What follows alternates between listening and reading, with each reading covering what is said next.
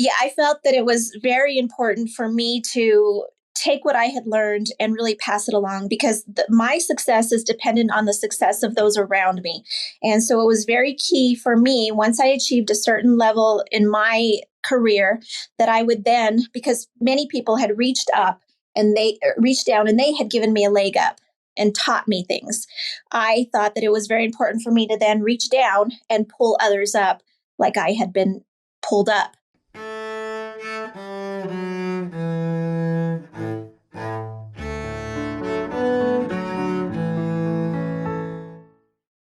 Hi, I'm Joe Templin. I'm the author of Everyday Excellence and a Human Swiss Army Knife. This is the Human Kaizen Podcast, conversation with interesting individuals that embody excellence and can help you be better. My guest today is someone I've been looking forward to talking to for a while. Actually, I talk to her all the time. She's the first executive vice president of Gateway Financial Advisors, top 2020 Women to Watch, a diversity champion, a NAIFA trustee. She's actually quoted in the book Everyday Excellence. I give you the Phoenix of Albuquerque, my friend, Aprilyn Chavez Geissler. Wow, that's quite an introduction. Thank you, Joe. I made it all up for you. Happy to be here. And see, I'm, channeling my inner Larry King today, so we could have a great conversation. I like the braces. You know how I am about attire. It's kind of important. Aprilyn is very much into shoes, by the way, and sartorial dress, which is, for anybody who has seen the podcast or knows me in person, not how I am. So, opposites attract and can influence each other in a lot of ways. So, Aprilyn, what are you reading right now? Actually, I am reading Mastering the Game. So I am working with staff and other people to try to better understand their interactions. And Mastering the Game is all about how people's personality styles and how you can understand their communication or receiving of communication based on their interactions with you and how you can sort of lead them into a positive buying position. And by the way that their eyes go when you ask them questions, you can tell if they're a visual learner or auditory, all that kind of stuff. So it's kind of interesting. Awesome. So you've got a really interesting background. And so I could in no way, shape, or form do it the service that deserves. So I'm just going to ask you, clue my listeners in, bring us up to speed on who you are and how you got to where you are today. Well, you heard the introduction and some of the things that I've accomplished in my career and personally, but it wasn't always that way. So when I started, I was actually in high school and I knew that I wanted to be in this industry.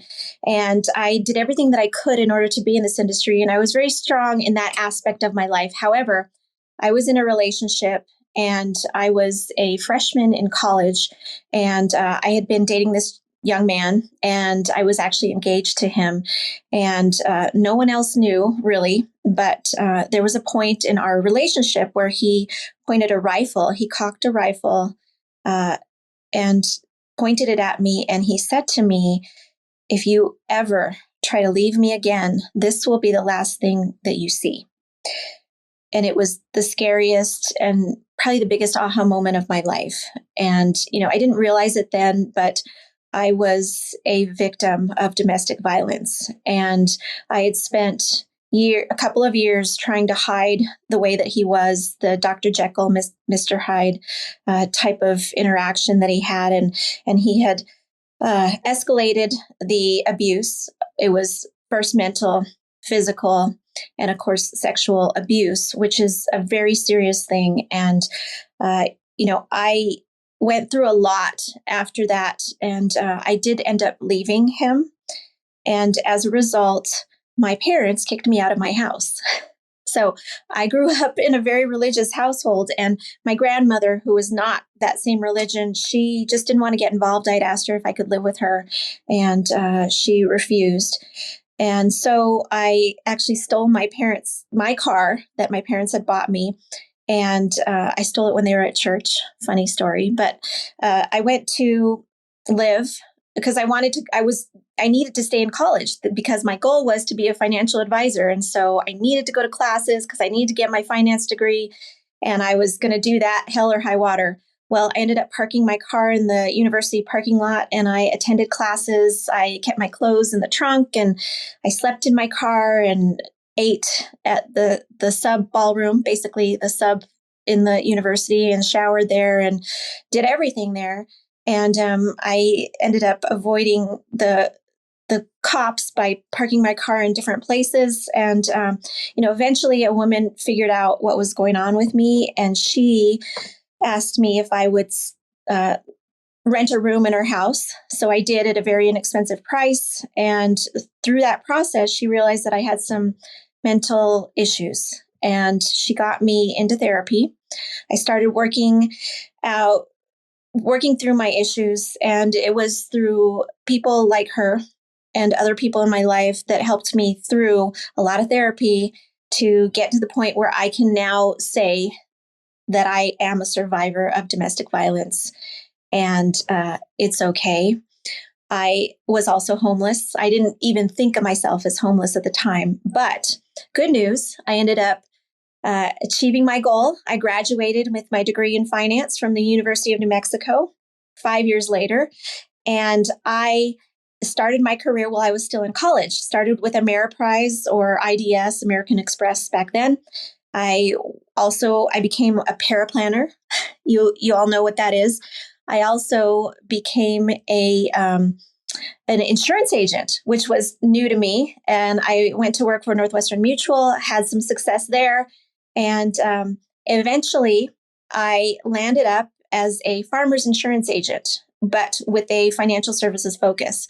And I was a farmer's insurance agent for 17 years, had a successful practice. And then I met Gateway and became familiar with Gateway and Shane. And it's an independent financial services and insurance company. And they asked me to come in and consult with them and work with their agents and their financial professionals based on the things that I had learned in my career. Now, through all this, I was really nervous and scared about being in this industry because I was not sure that people would see me as credible. I was worried that people would look at me and they would see my past. They would just be able to see through me and understand that I had been a victim, that I had been homeless, all that. They wouldn't view me as credible. And so I had to really work very hard to overcome my insecurities. And I had a couple of very key mentors in my life, male, older mentors that didn't try to change me, but they helped me to build my confidence and hone who I was and learn to be the best person that I could be. I know that's a long answer to your question, but it goes from there. And I'll let you ask the next question. Well, actually, I wanted to continue along this vein. So you had these great mentors who, older white male, which is how the entire financial services industry has been since the beginning in a lot of ways. But you're paying it forward in a lot of ways. You're advising and guiding and mentoring younger people both in the profession and beyond the financial services profession. So talk about that a little bit, please.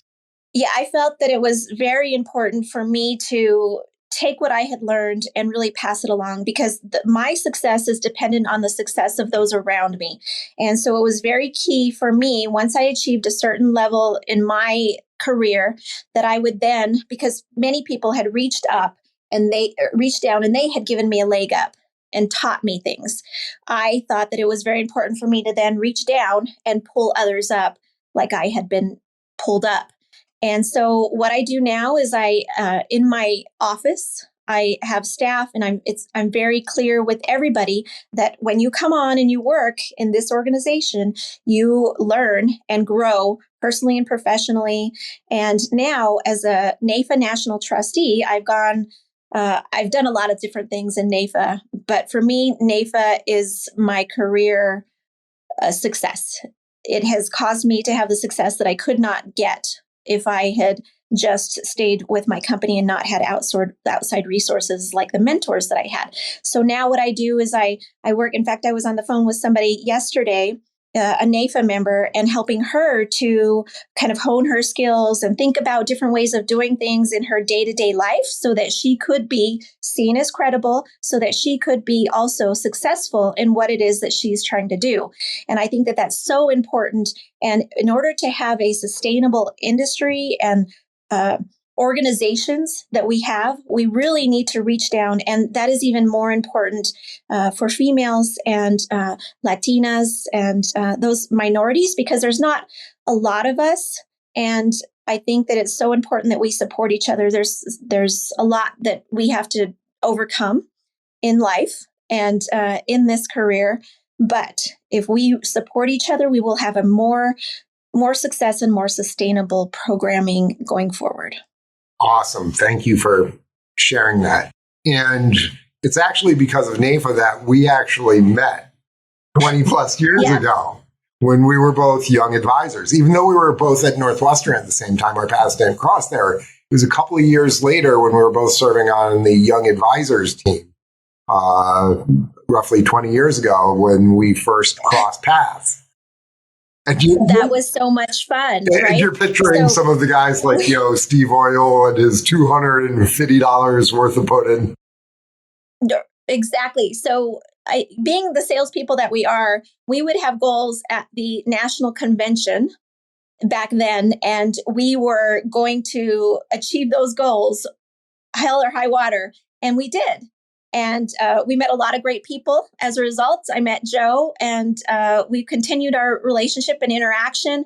And it's been very good. The people that you meet in NAIFA cannot be surpassed. I have had not only the mentors that I've had, but a lot of colleagues and cohorts that I would not have met or been able to interact with the way that I am if it were not for NAIFA. NAIFA has been a huge part of my success. And of course, the Lilly program, Leadership in Life Institute, has also given me some foundation to help me to professionally and personally hone the person that I am so that I can be better as a result. Now, let's expand that beyond the financial services profession, because I'd say the vast majority of my listeners are actually outside of that space. But there's a lot of lessons that we've developed, especially as you were talking about in the Leadership in Life program, that are applicable to people in sales of all forms and even people who don't think that they're in sales. Yeah, it translates to all industries. I think that if you are able to channel your strength and be able to take the hits, because the hits come, and go with the changes, that you are going to be able to be your best self. And, being grateful for the things that you have then causes you to be able to get more. One of the things that I was talking to somebody about last week was a lot of times we attend meetings and conferences and we get motivated and inspired, but sometimes that's temporary. It sort of fades away. We go to a meeting and then the next day we're kind of pumped up and then a little less pumped up and a little less pumped up. Well, then what I think really happens is that if we don't have that internal fire inside of us. And the way that we get that internal fire is by following our why or our passions. And if we give back and follow our why and do the things that really make us fulfilled, then we will be inspired and motivated internally, and that inspiration will last. So for me, because of my story, which you now know, it is very important for me to go and speak to people in my community who are experiencing some of the things that I have experienced, and to tell them that it can be done, that you can overcome this. And also to young women. So my why is I was a camp director for Rotary, and 117-year-old young women, and helping to inspire them to be their best selves, teaching them emotional intelligence and some of those basic things that we don't always learn. And for me, the reward is so fulfilling that it drives me every day to get up and do what I do. And I know that if I stop doing what I'm doing, that I am letting not only myself down, but those that come after me. And I also have to realize that we drink from wells that we did not dig, and we stand on the shoulders of those that came before us. So we need to continue the trajectory in a positive way so that we can set the bar a little bit higher for those that come after us. So give me some success stories of some of these younger women that you're mentoring or have worked with, just so that our listeners can hear some of the ways that you've taken the, quite frankly, really horrible things that have happened to you. And instead of letting them jade you or break you, have made you stronger and informed future generations. So I had a young woman and she came to work for me when she was 18. And she ended up working for me for 10 years. And I taught her everything that I knew. And she then went out on her own and became her own business owner, her own insurance agent, and her own financial professional as a result of the time that she spent with me. And she now has her own separate office, has a lovely family, and a lovely group of clients that she is a valued agent for. And that is one success story that I'm very proud of. And there are several other young women who have gone on to in their careers, but have been fulfilled by the things that they learn every day here in the office with me. Sweet. And yeah, and then on the personal note, there are so many young women who are coming out of really bad situations and that I keep in touch with that are able to now be financially empowered and personally empowered to do the things that they need to do, go out and get jobs, go out and get the training so that they can support themselves and their children. And that just makes my heart happy. So play this forward a little bit, Aprilyn. Where are you taking that? I mean, because that's what motivates you and gets you going and fires you up. But translate that 5 years into the future. Where do you see yourself going in that capacity? Well, as you announced, I serve as the first executive vice president for Gateway Insurance and Financial. So I am sort of the right-hand person to the CEO of that organization. And I am sort of a mentee to him. And the plan is that I will take over that organization if something happens unexpectedly, of course, but then also as time goes on, I am the succession plan for that organization. It is a 4.4 billion assets under management and 30 million GDC. So 30 million income per year. And so it's not a small company. And it's really important that I learn all the ins and outs of how to take over what it is that he's doing, because that is my role going forward. Right now, I serve as the trustee, as a trustee on the national board for our industry association called NAIFA. And my goal is to, in the future, be president. And I feel like that our industry organization needs somebody like me to be the president, to lead the organization into the future that understands the past, makes it relevant for the future, and brings a different perspective that can then attract and retain members and people to achieve the benefits that we put forth through NAIFA when it comes to advocacy and when it comes to career success. And also, a lot of young women will look at you and say, I could be her. I want to be her someday. And that is powerful. Being, I want to say on the pedestal, but being the guide for others, being the example, the trailblazer that others can follow.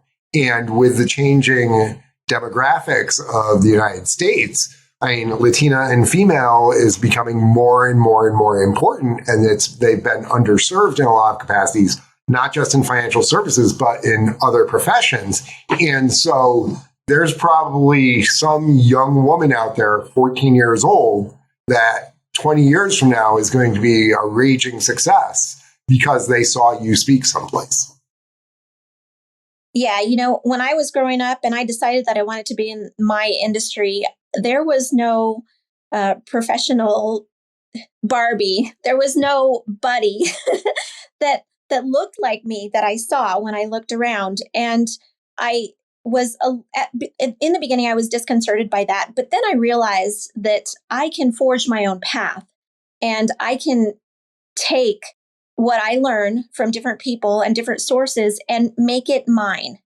And I think that that's so important, that we all have to be our own selves and be our authentic selves in order to be effective in the roles that we serve. And as a Latina female, when I came on the national stage, I thought that I had to emulate the men that were on the boards with me. I thought that I had to straighten my hair and wear dowdy suits, and I had to talk like them and do all that. And so I wasn't my best self. I wasn't as effective as I could have been. And once I realized that I have everything that I need within myself, and my value is my perspective and my differences where I come from, then I was much more effective. I was able to stand on my own 2 feet and be myself. And one example is I went up on Capitol Hill and I was just who I was. I just talked to the legislators like I talked to my clients, and I explained and told my story, which, as you said, is kind of a powerful story. And it was relevant to them to the point that our now governor, who was a representative at the time, she said to me, I voted the way that I voted on this legislation because you were in my office and you explained it to me in such a way that I understood how it affected my constituents. So there is nothing as powerful as you using your voice and telling your story and making change happen. I feel like that I make change happen as a result of my being authentic and using my perspective in the roles that I serve. And, I was going to ask you, if you were to give advice to a young person just getting out of college, what to do. But it sounds like you just gave some of the best advice that's been on this podcast yet. So thank you for that. One of the things that the Human Kaizen podcast is about little changes to create big improvements. And it could be, one of the examples that I've used before is if you're putting money aside on a regular basis, whether it's a Roth IRA, your 401k, or what have you, continuously putting aside a little bit in good times, bad times, no matter what, at the end of the day, you have a big pile of money. And that's one of the reasons for the nonlinear growth curve on the front of the book, because it doesn't matter if that's learning to play guitar or learning a language or practicing martial arts like I do, or setting aside money for the future or your professional development. Continuous little expenditure in the right way is going to produce some tremendous results. So talk about that a little bit for our listeners, please, Aprilyn. Absolutely. I think that, day to day, we can come into the office and do fluff activities. But for me, I had to hold myself accountable, and I needed to do the little things to reach my big goals. So are you familiar with the 20-point system? Do you remember the 20-point system? No. Bring the listeners up to speed on it. So the 20-point system is basically where you earn points based on the things that you do. And in our business, it's making calls, meeting with clients, doing closes, all the activities that actually generate money or business. And so there is a system, and you can make your own, but with things that are relevant. But if you're making outbound calls, you get 2 points. If you make, for each call, or 1 point for each call you make, for a close, for a meeting, for a schedule. And so you have to have 20 points in a day. And for me, I had to have and hold myself accountable in the little things and have those 20 points, because then that led to my success. So I know that if I see X amount of clients or make X amount of calls, then I will be able to have the amount of sales or the big goal that I need to have at the end of the year to achieve like a award level. Well, for me, you that drives for top of the table this year, which is the top 2% in your industry. And exactly. That's pretty awesome. Top 2% is incredible. Congratulations, by the way. And the little things do add up. That goes back to what Zeno of Citium said. Well-being is no small thing, but it's made of small steps. So as a busy professional and parent and volunteer, how would you translate that concept for people who work for somebody else as an employee, or for like somebody who's juggling 5 kids and other responsibilities? I think it's important to understand and prioritize to get through the things that you need to get through. We can all fill our lives with unimportant activities, And I think that if we can focus on the activities, and for me, holding myself accountable with a point system is the way that I focus and prioritize the things that I need to get done in a day. So if you can set up a system by which you follow it routinely in order to get to your goals, and those goals can be set by you, or if you're in an employee situation, they can be set by somebody else who makes it clear to you that you have to have this let's say in a month's time, you have to have X amount of production. Well, if you can personally break that down and figure out how you get to that X amount of production and what you need to do every minute or every day or not, and of course, reward yourself for the small things, that's what's going to make the difference for you to get to where you need to be. Cool. Now let's take this beyond the office. I mean, you're incredibly busy. I mean, you've got busy family life in addition to your volunteer work. Yeah. How do you balance this? How do you juggle it? How do you get those components done? Yeah. So work-life balance. And for me, work is life and life is work. And that sounds worse than it actually is, because for me, I love what I do. I make it so that I can spend time with my daughter in the times that I need to spend with my daughter, and I'm focused on her at those times. I am there for her tennis matches. I am there for her events. I am there for her wins at school. But I am still able to finagle a way to get my work done and to get to my 20 points if that's my goal for that day. So work is life and life is work in my world, and they all just sort of blend together. It's too hard for me to try to keep the two separate and in different compartments.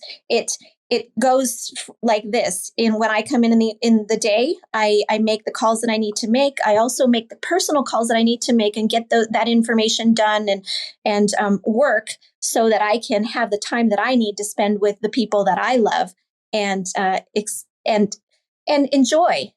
Be present when you're doing everything that you do, and then it's more valuable. And yeah, I think outside the box. I was at a doctor's appointment yesterday, and I had to be on a Zoom call, not video, of course, but I had to be on a call and listening at the same time that I was in a doctor's appointment because it was unavoidable. And that's just the things you have to do out of the box. And, luckily with the technology innovations, not just the technology, but the acceptance of it in a post-COVID world. I mean, 5 years ago, I was using Zoom to do presentations, and everybody was like, ooh, what's this new technology? So it wasn't exactly cutting edge. It just had not crossed the gap to wide acceptance. And I think we're seeing a lot more of this blending of squeezing in a couple of personal calls, taking the business call while you're doing something else. And by doing that, it allows us to have that time with the family if we can establish the boundary. I mean, so like when your daughter is playing tennis, are you taking work calls during that time, or are you mainly focused? Tell us about that, because a lot of people feel a little bit guilty of being at the soccer field and talking on the phone. So I had to sort of determine what are the important times when she's doing her match. What are the important times? And there may be a small match where she's doing okay and she doesn't need or want feedback from me, and I can take a call and still pay attention to a point. But when that match is over, I need to be focused on her, and I need to be able to have the conversation and work through, okay, how did that go? What happened? What could we have done better? What did you do great? All those conversations, that is where I need to be present with her. But when she's at practice and she needs to be focusing on herself and she's not needing feedback from me, then I can take the calls that I need to take or make the calls that I need to make in the midst of everything else. And you just said something that I want to make sure my listeners get. After the event, you do a debrief with her. You go over what you do well, what could you do better. And for people in financial services, I used to do this with the people that I would mentor. In martial arts, after a match, I will do this with my students. I do it with my kids after a concert or a test. So that feedback loop, I want to make sure the listeners caught that, because that is where we as aunts, uncles, parents, mentors, bosses, whatever position that we are in, can give the insight to help them have a better experience and be better in the future from that. Yes, I got so used to that, having that happen from mentors that I worked with, is that I learned how to do that for myself and to do my own debrief and be honest. It's really hard to sometimes look at yourself in the mirror and say, okay, here's my faults, but I can work on those. And here's what I'm really good at. And to acknowledge what you're good at and understand and own your successes. So we have to be able to self-assess. And I'm teaching my daughter to do that when we have the debriefs and helping her to think through what's going on with her tennis program in this case, and so that she can do it herself. And one of the things is being able to say, I screwed up in this situation, but I'm not a bad person. I'm not worthless because I hit a bad shot or because something bad happened to me. You can separate the person from the action and improve the actions in the future. Yes, and failing forward, right?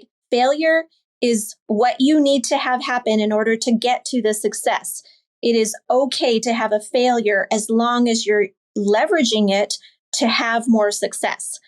I, in my life, had struggles. I cannot change what happened to me. We all have had struggles. But what I say is that you need to let your struggle be your strength and channel it and not your identity.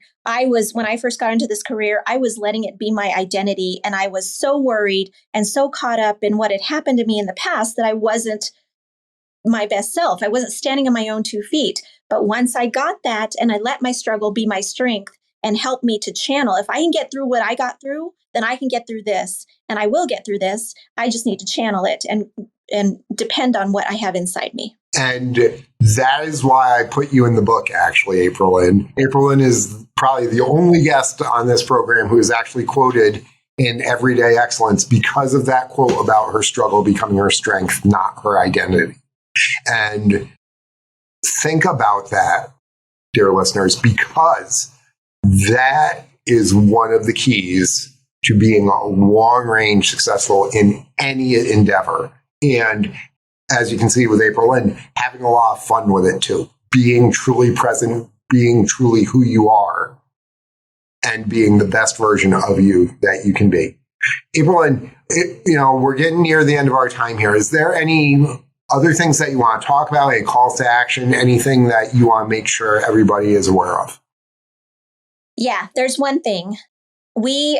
Success is predetermined not by income, not by skills. Success is determined by stick-to-itiveness, by grit, by ability to stay in the game. So I would say to you, stay in the game. You will be successful. There will be a lot of challenges and tribulation. However, if you have grit and you stay in the game, you will get to a successful place. So stay in the game. And of course, let your struggle be your strength, not your identity. Awesome. Aprilyn, thank you very much. This has been the Human Kaizen Podcast. Be excellent and grow today.